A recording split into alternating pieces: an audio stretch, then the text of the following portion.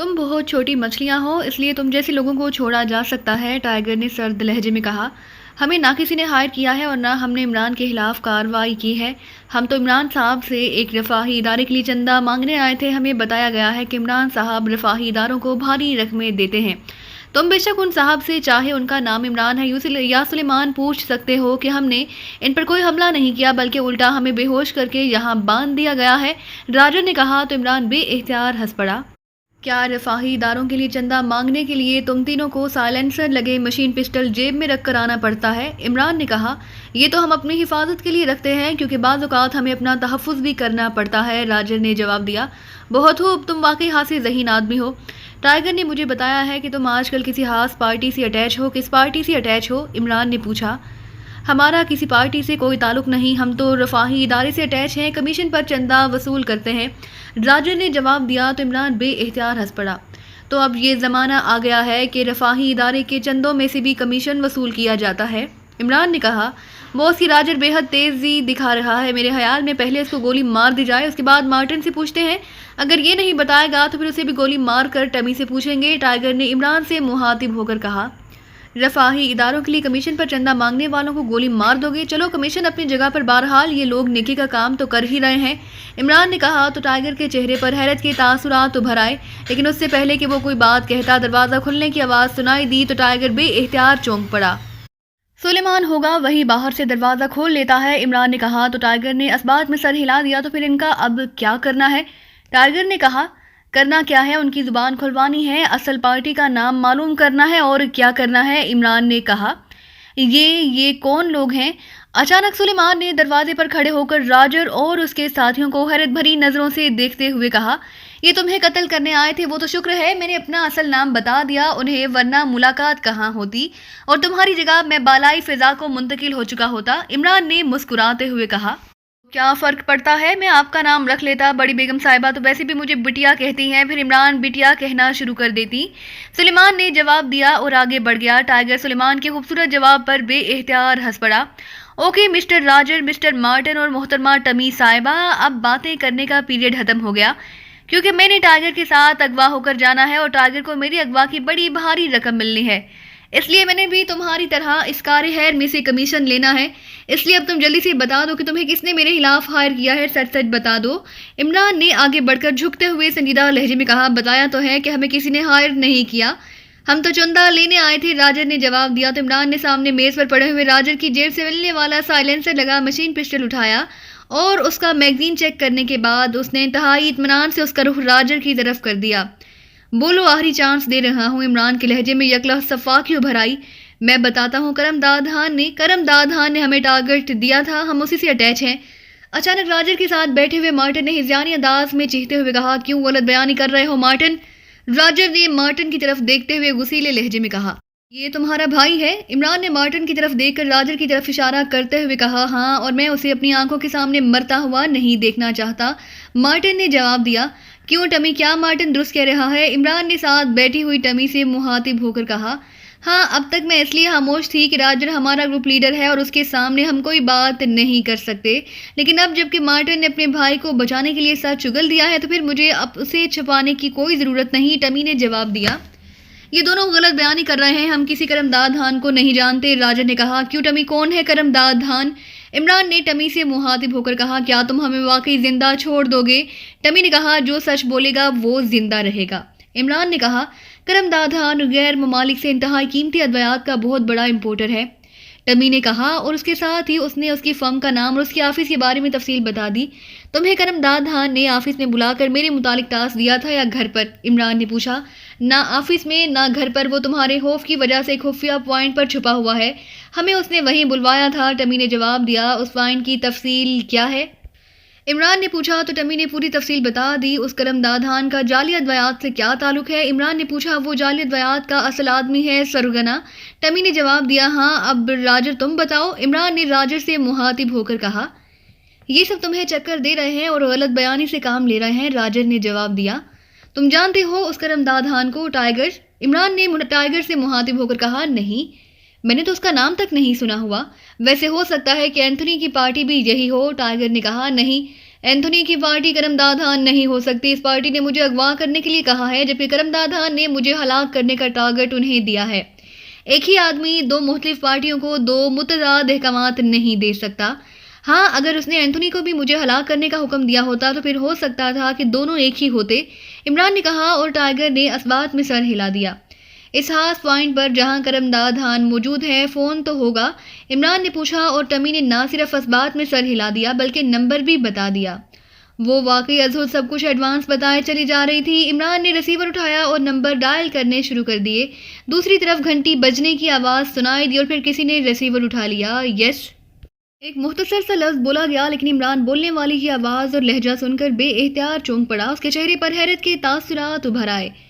Twinkle star बोल रहा हूँ, मुझे तो लगता है कि चारों स्टार्स करम दाधान के मेहमान खसूसी बने हुए हैं, इमरान ने कहा। ओ इमरान साहब, आप, मैं सिद्दीकी बोल रहा हूँ, आपको कैसे मालूम हो गया कि हम यहाँ हैं? सिद्दीकी ने हैरत भरे लहजे में कहा, मैंने तो करम दाधान से बात करने के लिए फ़ोन किया था, जवाब में तुम्हारी आवाज़ सुनाई दी।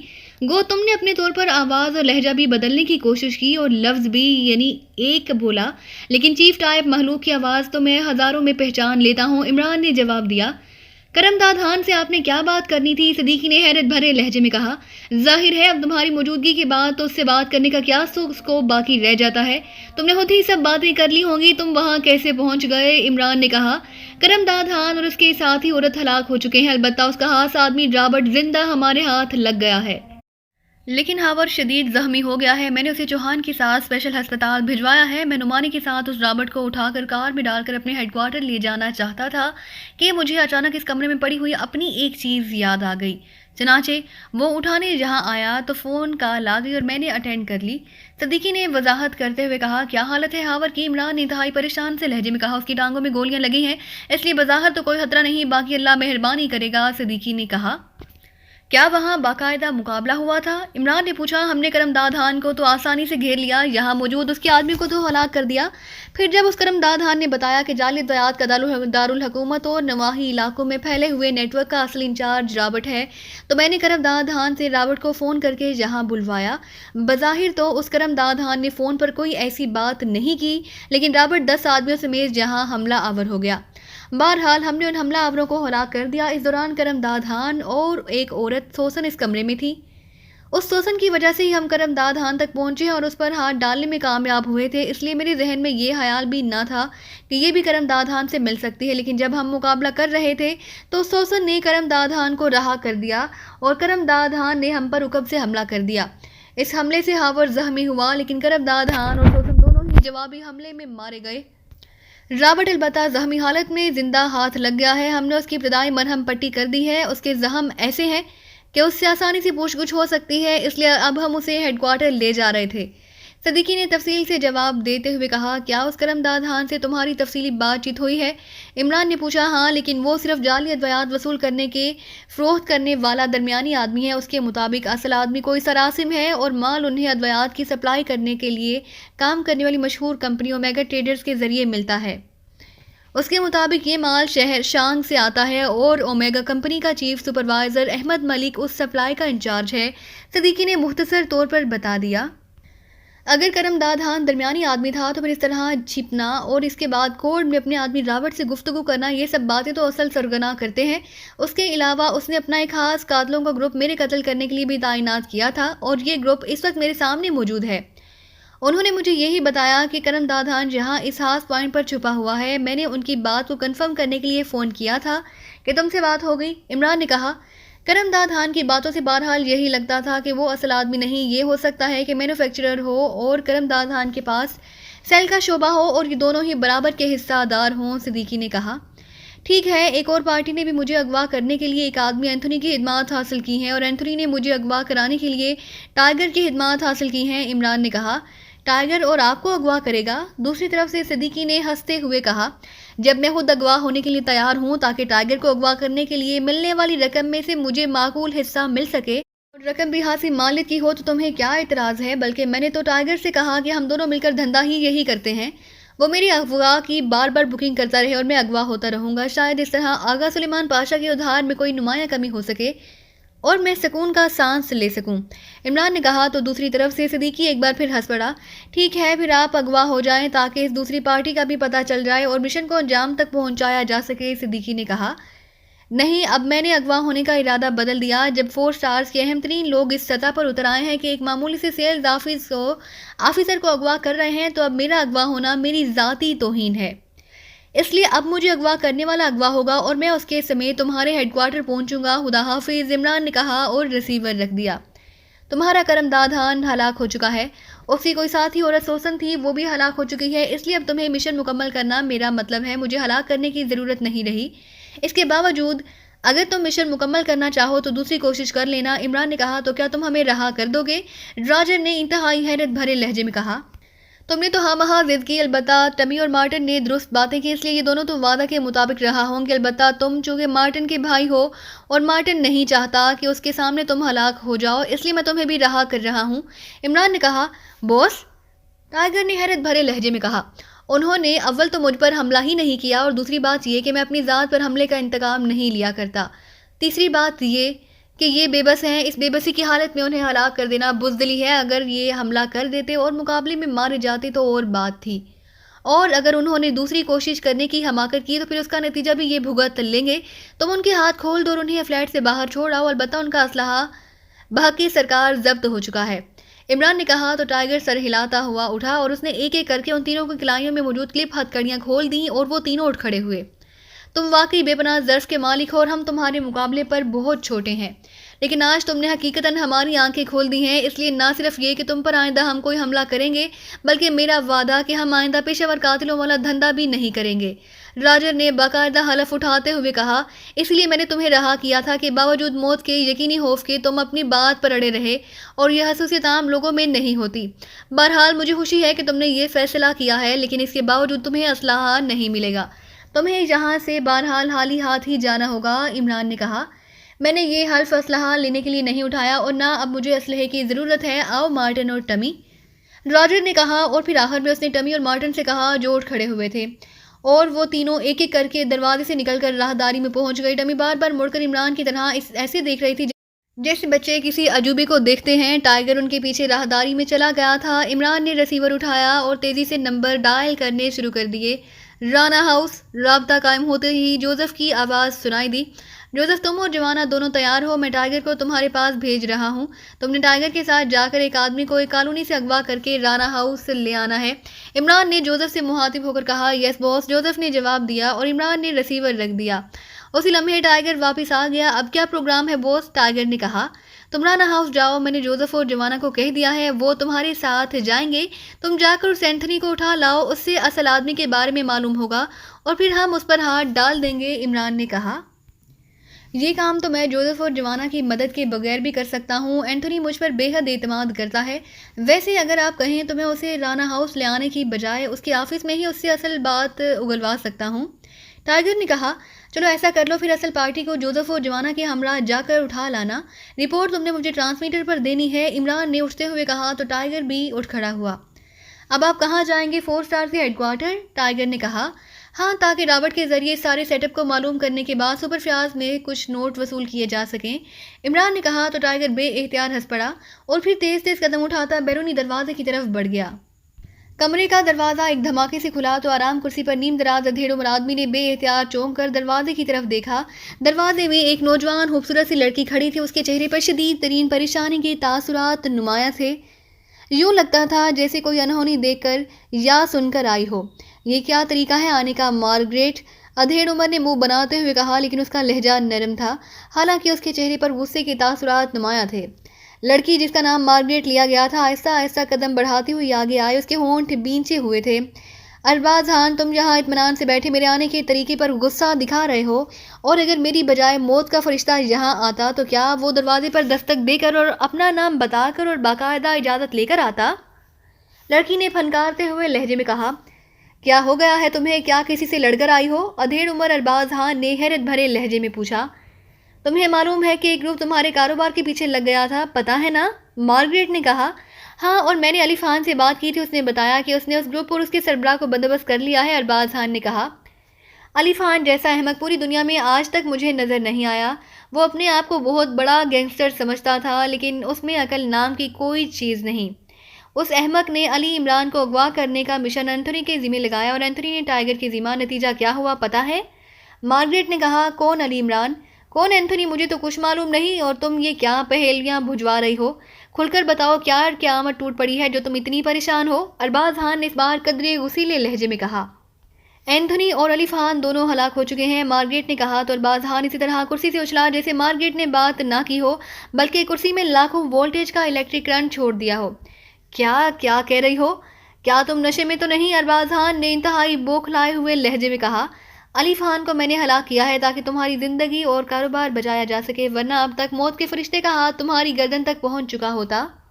مارگریٹ نے کہا تو ارباز خان نے بے اختیار ہونٹ بھینچ لیے۔ کیا تم درست کہہ رہی ہو؟ علی خان ہلاک ہو گیا ہے اور اسے تم نے ہلاک کیا ہے؟ کیوں؟ کیسے؟ ارباز خان نے پوچھا۔ اینتھونی علی عمران کے بارے میں کچھ نہیں جانتا، جبکہ میں اس کے بارے میں بہت کچھ جانتی ہوں، کیونکہ میں ٹائیگر کے بارے میں بہت جانتی ہوں۔ ٹائیگر جو زیر زمین دنیا کا ایک بہت بڑا نام ہے، وہ اس علی عمران کا ساتھی ہے، اور یہ علی عمران پاکستان سیکرٹ سروس کے لیے کام کرتا ہے۔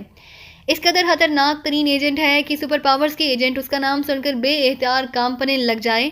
یہ علی عمران تمہارے بزنس کے پیچھے لگ گیا ہے۔ انٹیلیجنس کے سپرنٹینڈنٹ اس کا گہرا دوست ہے، اور علی عمران اس قسم کا کام اس کے کھاتے میں ڈال دیا کرتا ہے۔ بہرحال علی خان کو اطلاع مل گئی کہ علی عمران اس کے بزنس کے پیچھے ہے۔ اب علی خان کی بلا جانے کہ علی عمران کون ہے۔ وہ اپنی اکڑ میں تھا کہ وہ بہت بڑا گینگسٹر ہے، جسے چاہے مروا دے، جسے چاہے اغوا کر لے۔ چنانچہ اس نے اینتھونی کو حکم دے دیا کہ علی عمران کو، جو بہت خطرناک ایجنٹ سمجھا جاتا ہے، اغوا کرا کر ایک کالونی میں اس کے ہاتھ اڈے پر پہنچا دے۔ جب اینتھونی نے خطرناک کا لفظ سنا تو اس نے ٹائیگر سے رابطہ کیا، کیونکہ ٹائیگر کے متعلق مشہور ہے کہ وہ کبھی ناکام نہیں ہوتا، اور اسے زیر زمین دنیا میں انتہائی خطرناک ترین آدمی سمجھا جاتا ہے۔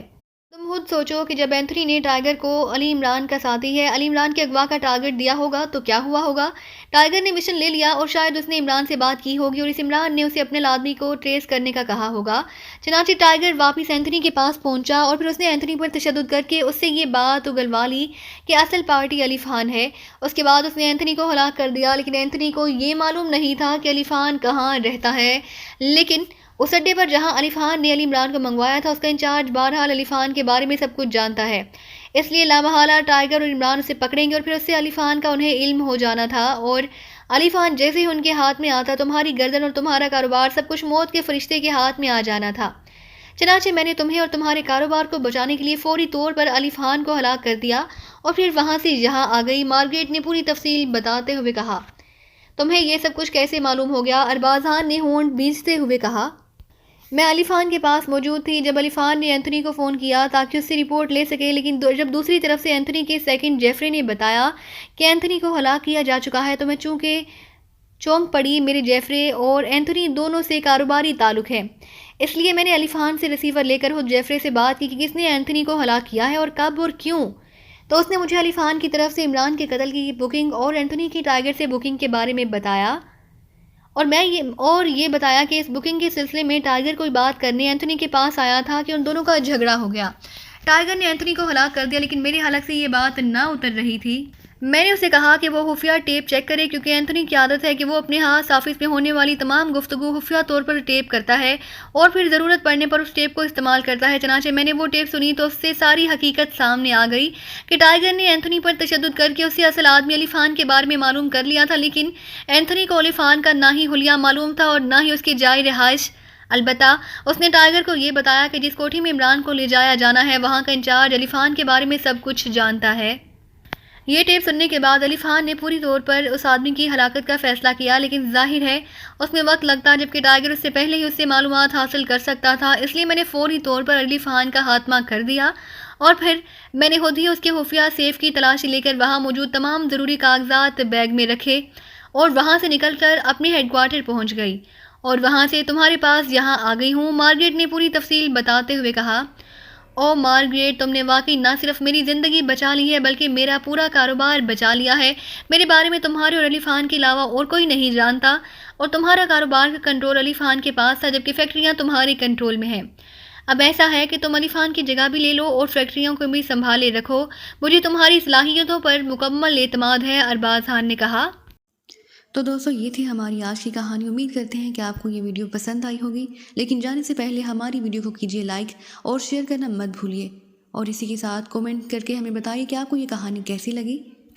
اور اگر ابھی تک آپ نے اس چینل کو سبسکرائب نہیں کیا تو اس چینل کو کیجیے سبسکرائب اور بیل آئیکن دبا کر آل نوٹیفیکیشن آن کر لیجیے.